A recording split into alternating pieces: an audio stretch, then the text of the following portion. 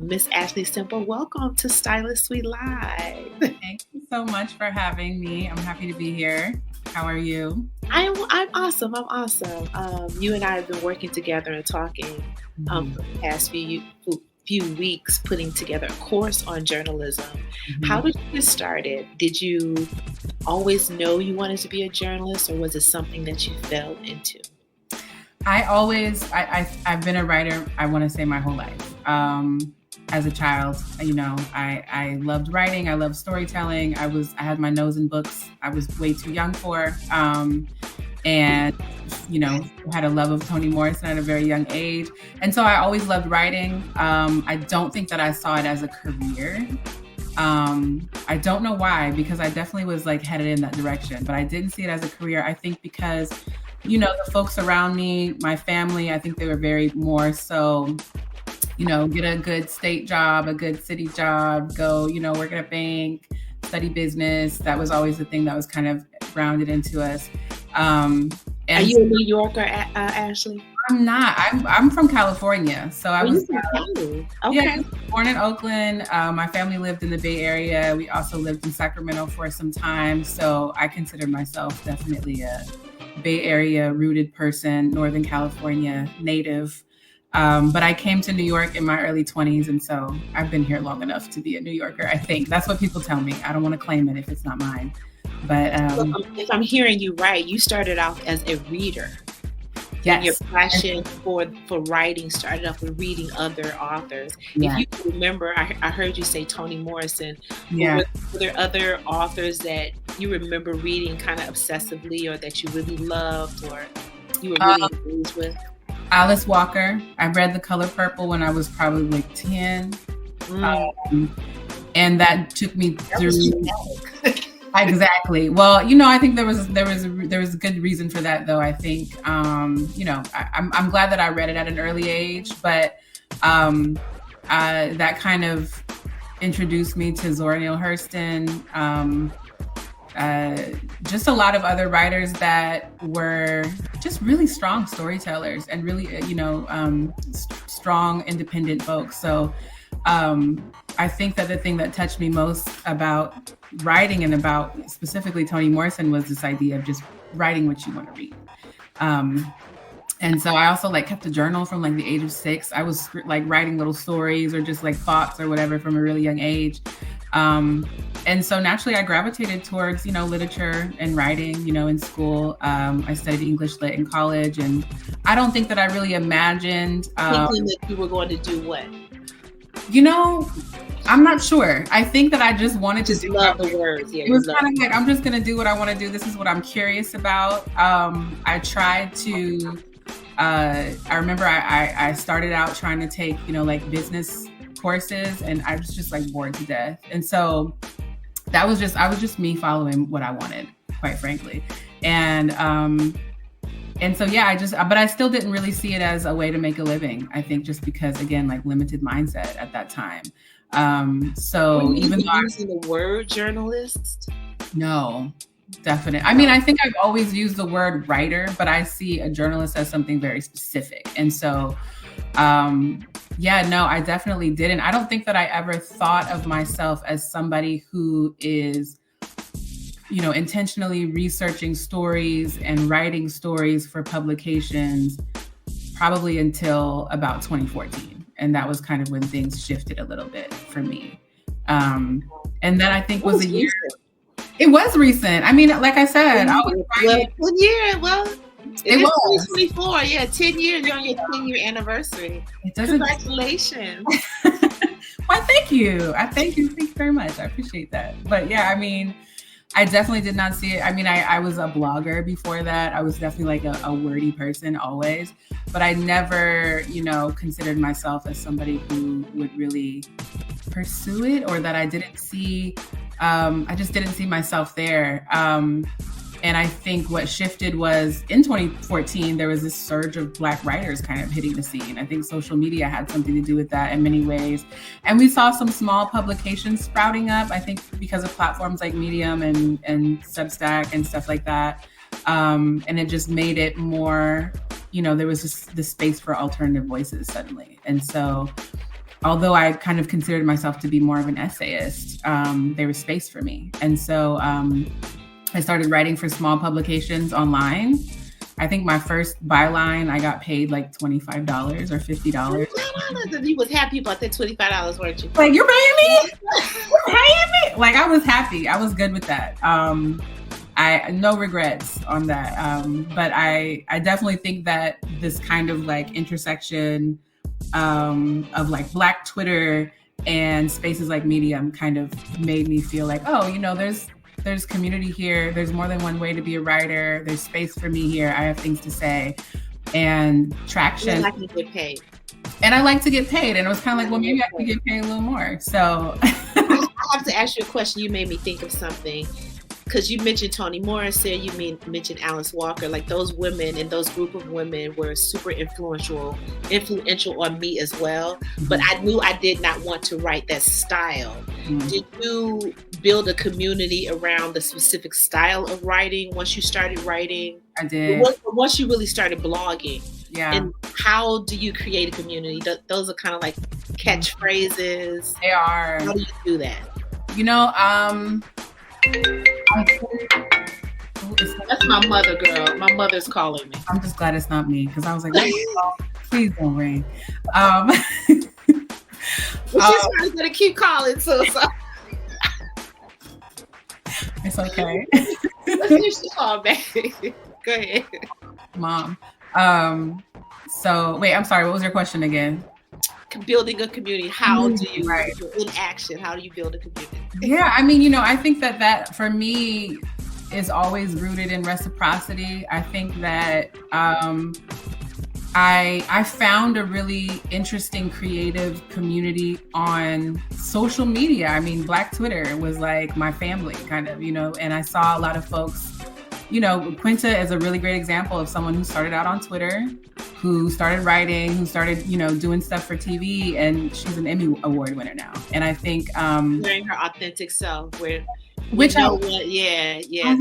person would not, And there's some other folks who have also followed that trajectory, and they're TV writers now, or they're producing films now, but a lot of them found community and support on Black Twitter. And I think just like when I saw folks putting their work out, I always fiercely supported it. I always fiercely like shared it.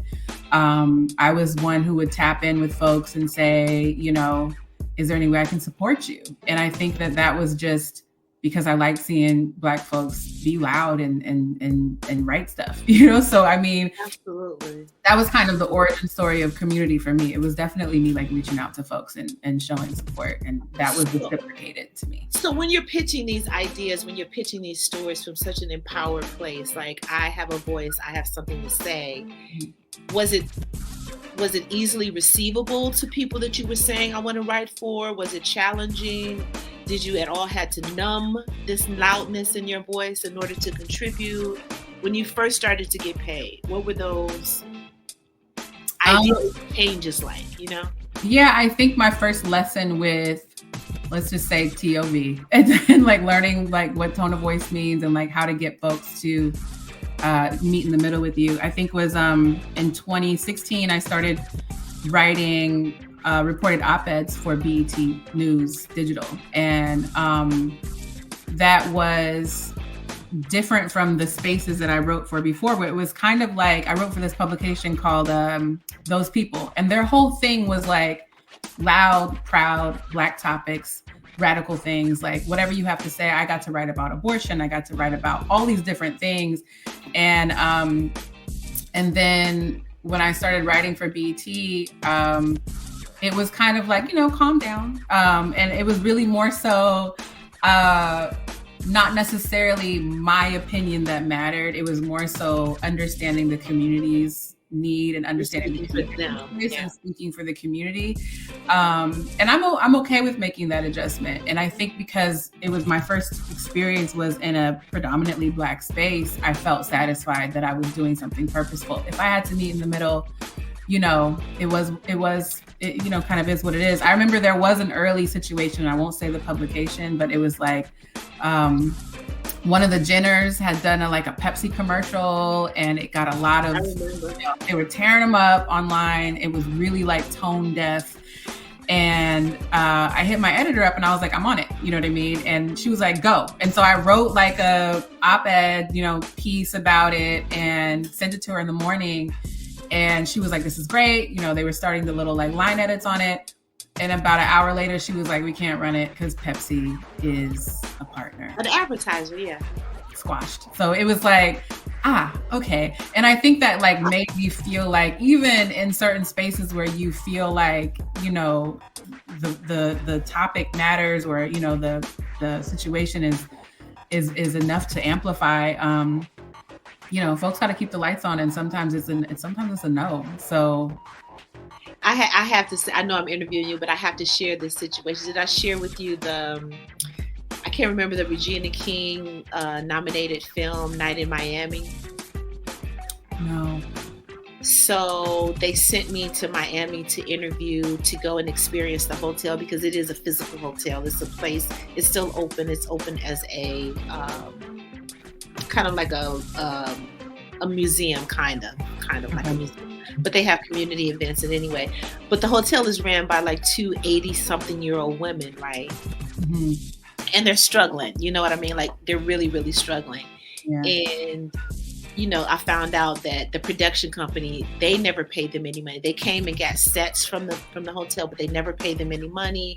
The production company never paid them any money. They got permission, but they were just bamboozled all the way. Wow. And I wanted to write the story about these two 80-year-old women that run this, and the millions and millions of dollars it takes to run an Oscars campaign. And it was for Madame Noir. Mm-hmm. She was like, yes, let's go for it. My editor was 100% behind me. Do this, do that. Girl got the finished piece, put it up, and Yahoo yanked it. I mean, it was Amazon Prime yanked that shit. It was like, yeah, because they were advertisers, and it just didn't. It hurt my heart. I went back and forth about it.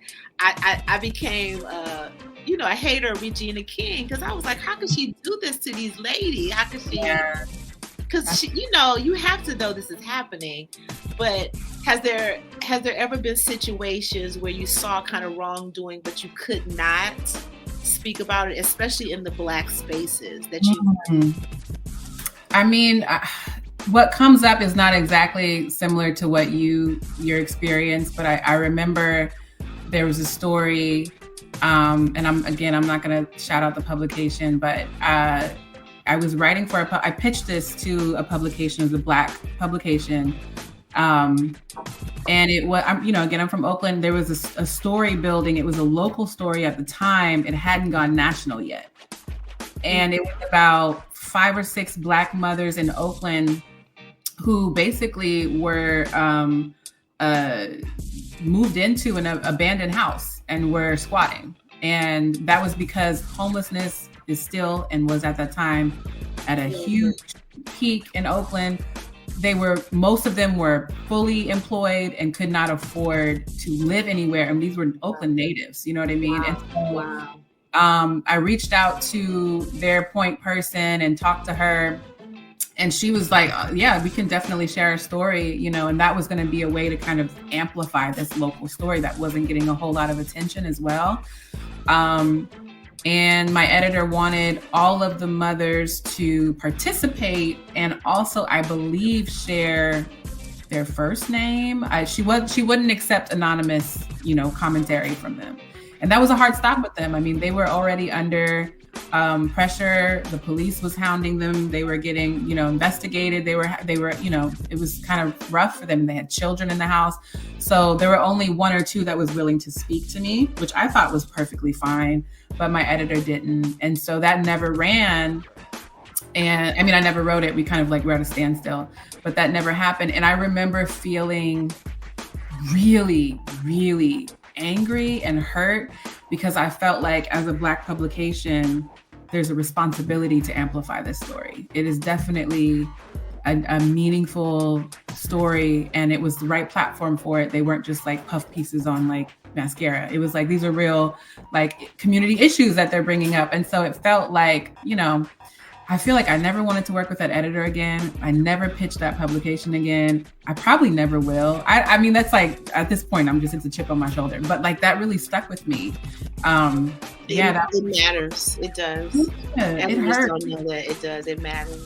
You kind of worked in the Black space most of your career. Who are some of the, I mean, you don't have to name drop, obviously, but if you could just tell me some of the bylines that you're most proud of in the Black space. I'm really proud of what I wrote at BET. I really enjoyed working with the editors there. And they didn't have a whole lot of they were pretty open to everything. CRWNMAG, I loved working for CRWNMAG. I wrote... Oh, we love Crown, yes. Awesome. My first cover story was with CRWNMAG. I interviewed Tracy Ellis Ross for them. Very proud of that experience and just how the story came out. Did you work with them from the ground up, or were they already established when they hired you? They were already established. Okay. And I remember I lived in Bed-Stuy when they were starting.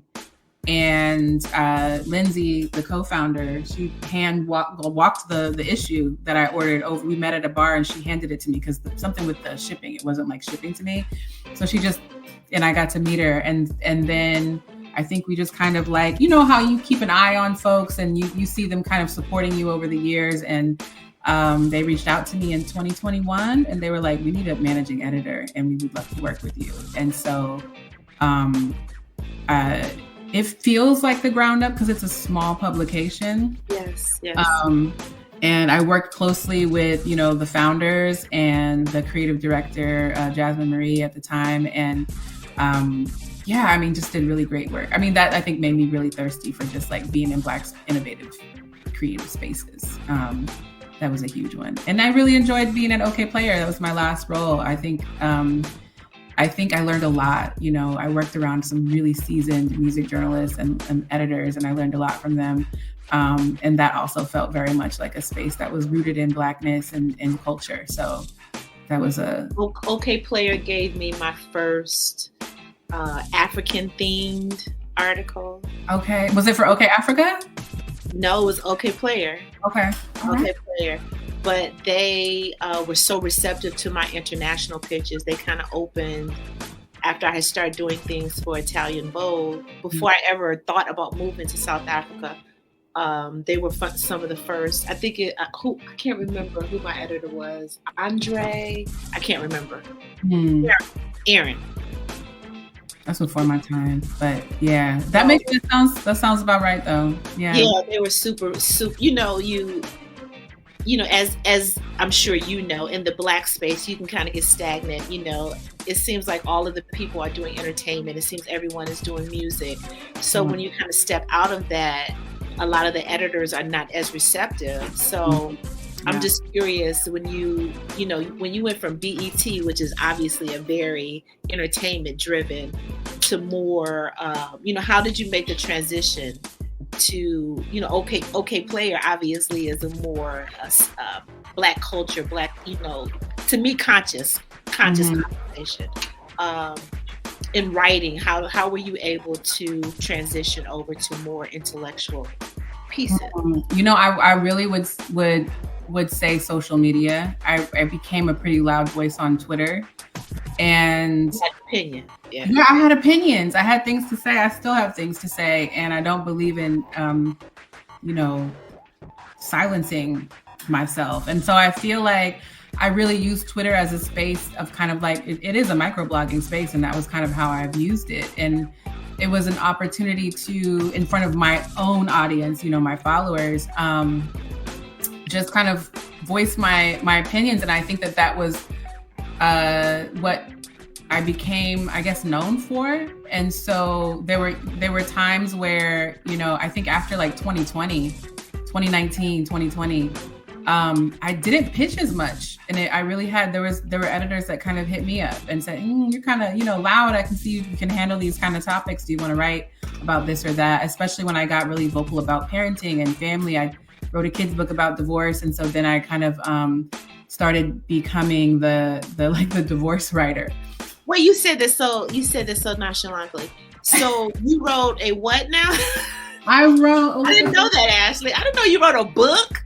I did two actually. This is the kids book. So I wrote this with a media company called the Kids Co. And they have, I have all their books here at this point. But this was the book that I wrote in 2018. And after I had written an op-ed for Huffington Post about moving in with my best friend and us raising our kids together under one roof. And that story was my first, probably most article ever. Wow. Huffington Post Japan picked it up. Like it was a national article, and so our global article. And so I think that kind of created a platform for me to use, and really talk about, because essentially those family issues, divorce, alternative ways of raising kids are community issues to me. And those, I think that community is what roots my, my pen. I really want to talk about what's happening in my community and all communities. So was the parenting, you would say, allowed you, the conversation around parenting, did that help you to reach an international audience? The article did. I think that also led to, I've since about 2021 or so, I've written for CRWNMAG quite a bit. I have a good relationship with the editors there, and they launched Kindred, which is like the Black sister publication to parents. And so I've been involved with Kindred kind of from the beginning. But yeah, I definitely think that it's because, as an editor, I look at people's Twitter. I look at the content. Twitter first. Absolutely. I mean, maybe not as much as I used to now that it's X and people have left, but I do look at social media content because it says a lot about how folks are kind of building their own audience and what they're interested in and what their capacity for conversation is. And I think also just noticing that editors would check that out and consider that when I was pitching to them. So I think that's definitely something that I always get a little sad when I am looking at a writer's work and I don't see them on social media. It's like, oh, you gotta that's self-promotion right there. That's free self-promotion. When I first started doing fashion, it's funny because a lot of the editors at Condé Nast, they didn't have any social media. Yeah. But the Black ones were running social media. Exactly. And I would say, well, how were they able to get their jobs without social media? How were they able to kind of matriculate and get into, if they didn't have a voice? Of course, now, here it is 1 or 2 years later, every editor, every writer has a social media page. Yeah. But how have you found kind of matriculating as a Black writer in the social media space? Is it different? Is it the same? I know you mentioned earlier that you created a community for yourself on social media. Mm-hmm. With regards to your livelihood, getting gigs, getting jobs. Mm-hmm. Are you always a Black loud writer? Are you always considered a Black writer? How have you been able to maneuver? That's always touch and go. I think I've learned a lot navigating that, actually.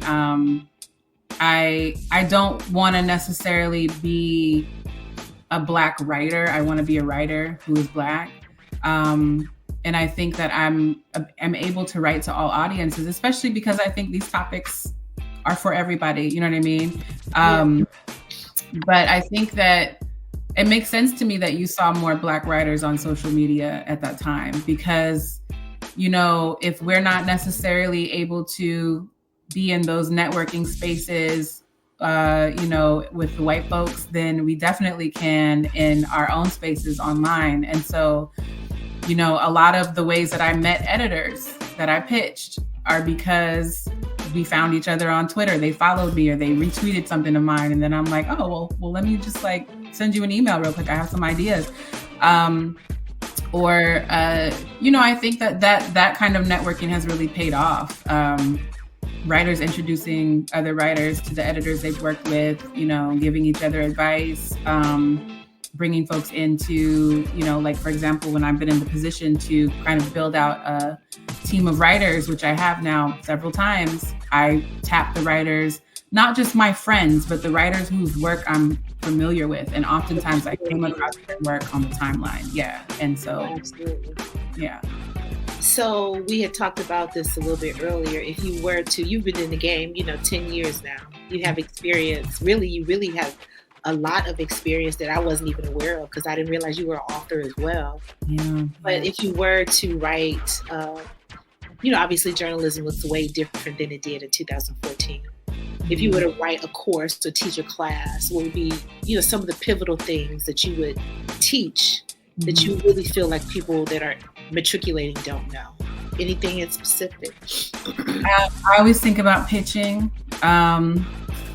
It seems like this complicated science, project or something where you have to have the right, you have to know the right people and send it the right way and all of that. And I find that as an editor, people pitching, I see a lot of people who they do it wrong. I don't like to use the word wrong, but it's just I don't think they understand what editors are looking for.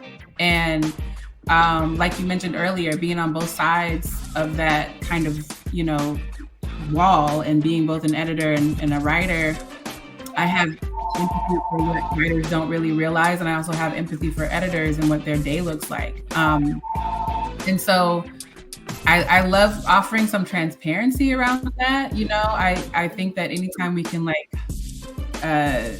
it a little easier for folks to get in or at least be heard. So that's, I think, is a big thing. I see a lot of writers make some pivotal mistakes when they pitch. And because editors often are so bogged down, their inboxes look like actual jungles. They have a huge amount of pressure from whoever they're reporting to. There's not a lot of time to nurture someone and advise them. And when's the last time you got a no with a reason why? I can't even, you know what I mean? You're not going to get. Sometimes you just don't get, I'm you responding to me. Right. You don't even get a no. You just get a quiet. Right. No one's going to say, I really wish you would have. So that I think was probably the first thing that I would want to address. And I have in a couple ways, but I think that anytime that we can demystify that process, it's great. And I think also tone of voice and just writing a really impactful, piece and really tapping into your creative writing bag and wordsmithing and all of that.